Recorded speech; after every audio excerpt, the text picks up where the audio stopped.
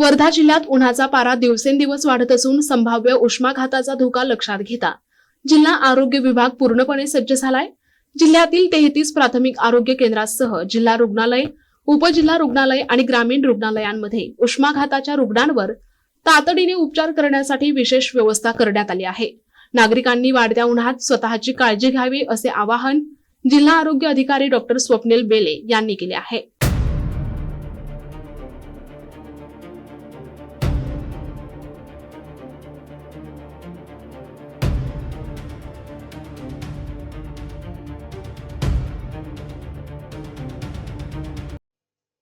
वर्धा जिल्ह्यातील सर्वच आरोग्य संस्थांमध्ये उष्माघाताच्या रुग्णांसाठी शीतकक्ष तयार करण्यात आले आहेत।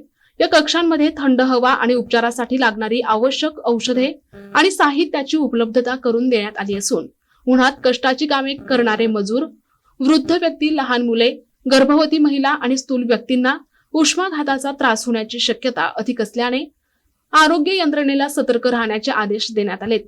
उष्माघातापासून वाचवण्यासाठी नागरिकांनी जास्तीत जास्त पाणी प्यावे, आहारात लस्सी, ताक आणि निंबू पाणी यांसारख्या पेयांचा समावेश करावा, बाहेर जाताना हलक्या आणि फिकट रंगाचे सैलसर सुती कपडे वापरावेत, डोक्यावर टोपी, हातात छत्री आणि डोळ्यांवर गॉगल असणे फायदेशीर ठरेल।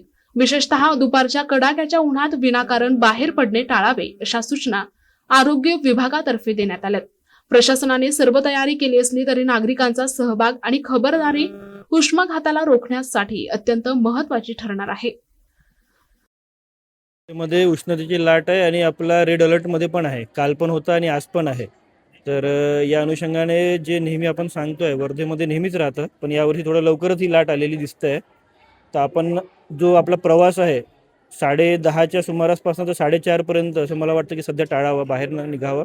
आणि जर बाहेर अत्यंत महत्त्वाचं काम असेल तर थोडं टोपीचा वापर किंवा थोडं जे काही आपल्याला प्रिकॉशन घेता येईल त्यांनीच प्रिकॉशननीच तुम्ही निघावं।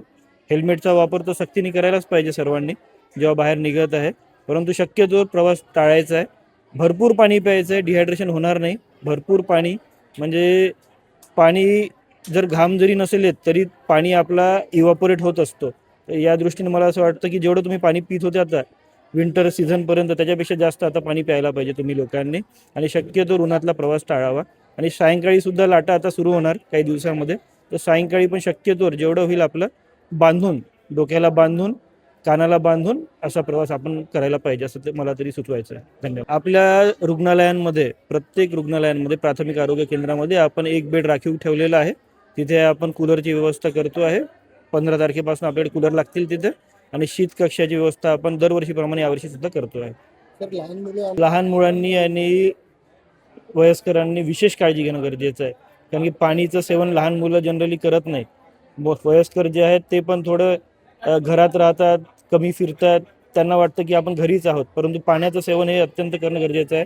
आणि शक्यतो ORSचं पाणी पिणं किंवा साखर मीठ पाणी, आणि शक्य असेल तर नारळाचं पाणी हे पिणं पण थोडं गरजेचं आहे। इलेक्ट्रोलाइट जो इम्बॅलन्स होतो तो होणार नाही याने, आणि जे सोडियमची कमतरता वगैरे होतो वयस्कर लोकांमध्ये ती पण होणार नाही।